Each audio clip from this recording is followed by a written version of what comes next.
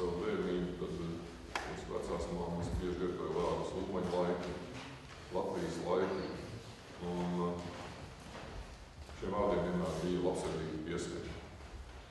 Mēs padomājam par savas valsts vēsturi, par savas valsts dibināšanu un arī par to brīdi, kad Latvijas laiks zaudēja savu neatkarību.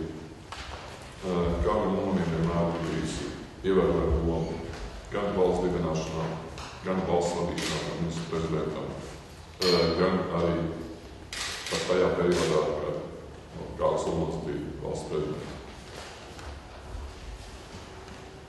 Pēc neatkarīgas atgūšanas bija entuziastiski meklējumi un mērķi atrast kādu Ulmaņa tīšus un pārvest dzimtenē. Tomēr tas, ka mūsu neatkarība bija atņemta vardarbīgi, ir pierādīts ar to, kā izrīkojās ar mūsu valsts vadītāju. Tad viņš tika izsūtīts no valsts nepilnus 2 mēnešus pēc valsts okupācijas. Viņš tika apcietināts, aizvests tālu no dzimtenes, un viņa kapla vieta nav zināma. Savā vizītē Turkmenistānā apmeklēja Turkmenbašī, ietieši kuras valsts, kas nav atskurs. Bija arī tā kapsētā, kur uzstādīts krusts, un nolaida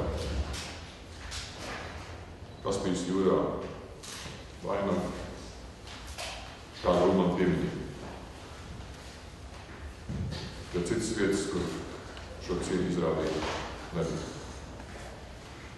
Un es uzrunāju gan Turkmenistānas prezidentu, gan Turkmenbašī pilsētas mēru par to, ka mēs latvieši vēlamies uzstādīt piemiņas zīmi, kur nolikt ziedus tiem, kas tur ierodas. Un arī par cieņu tai vietai, kur bija pēdējā dzīves vieta Kārlim Ulmanim. Un viņi man saprata un apsolīja, ka mēs varēsim šo iestādi veltīt. Un tāpēc es šodien gribu teikt paldies visiem tiem, kas atsaucās.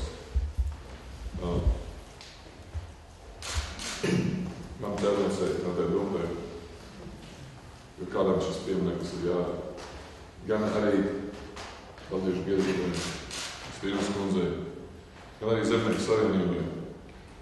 Jo šis ir mūsu nacionālās pašapziņas apliecinājuma jautājums. Šis ir jautājums par cieņas izrādīšanu Kārlim Ulmanim.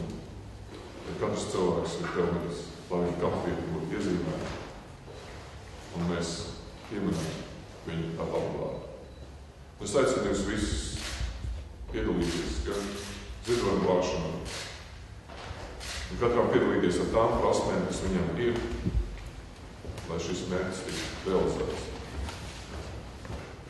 Un iecer tomēr būtu ļoti veiksmīgi, ja mēs varētu izdarīt septembrī mēnesī, kad Kārlis Ulmans viņam piezīmes man ir atklājuši. Paldies jums visiem!